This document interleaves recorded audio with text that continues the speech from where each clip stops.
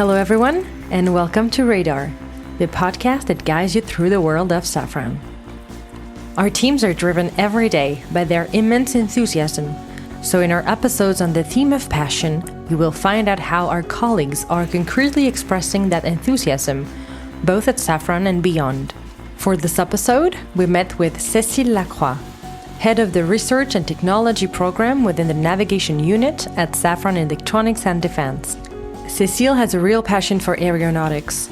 She always maintains her curiosity and is committed to transmitting her knowledge at Safran and the academic world. Let's go meet her.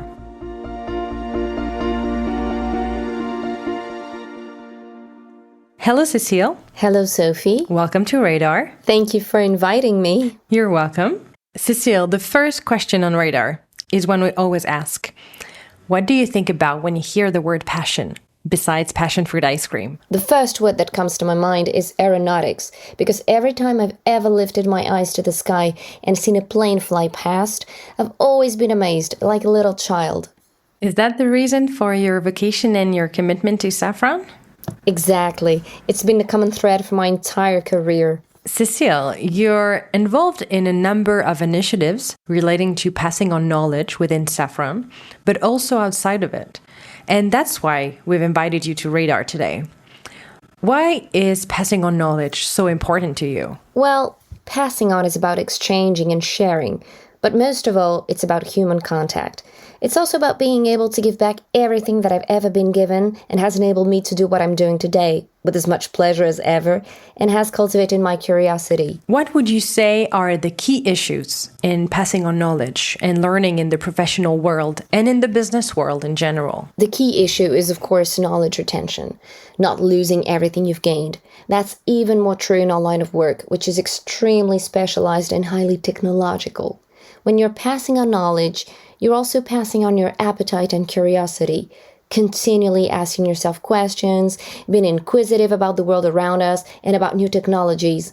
That also feeds into innovation, which is an extremely important driving force in our companies, and especially so at Safran. How do you cultivate that sense of curiosity and learning? That's an even more relevant question today in my dealings with R&T. Research and technology.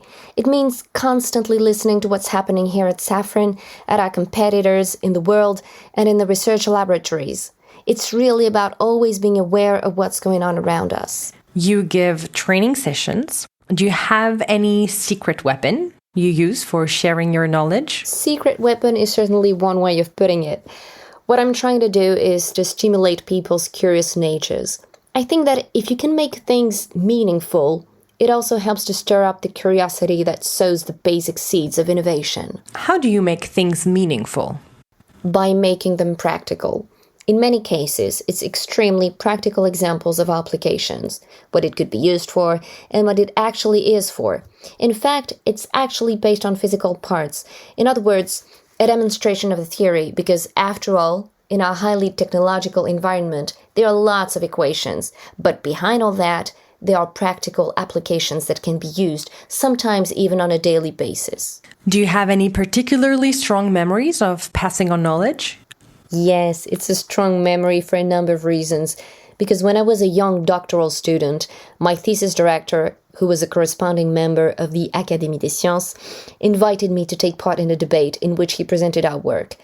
It was an extremely special moment for me because there I was, a young girl from the provinces, among peers at the Académie des Sciences with some extremely kind people who were there for purely scientific reasons. It was a really special time.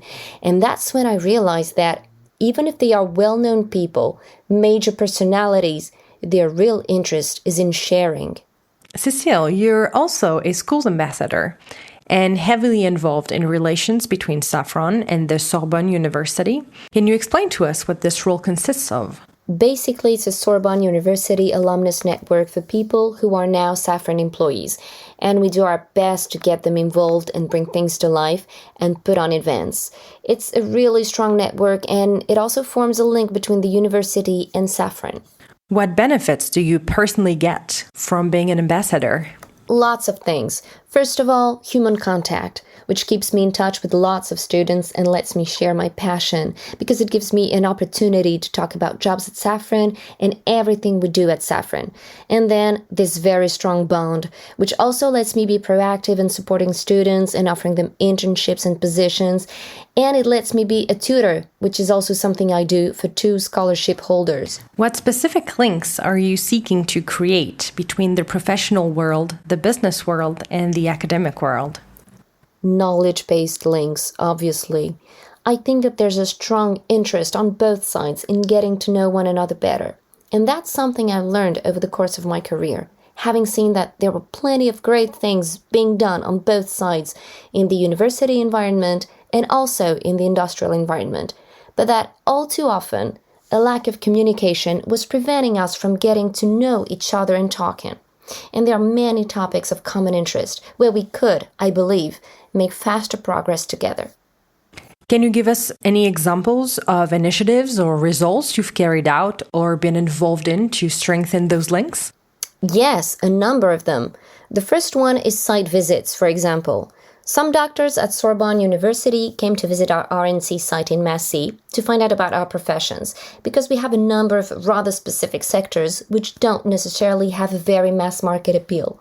Following that visit, we hired someone. That is, we had a student who thought that the work we were doing was great. He really liked it. It was a perfect fit for him, for what he wanted to do. That's a practical example of how a site visit, for example, can open up vocations and make researchers want to come and work with us. What are you most proud of, Cécile? Looking back, what I'm ultimately most proud of is having been able to take all the opportunities that have come my way throughout my life.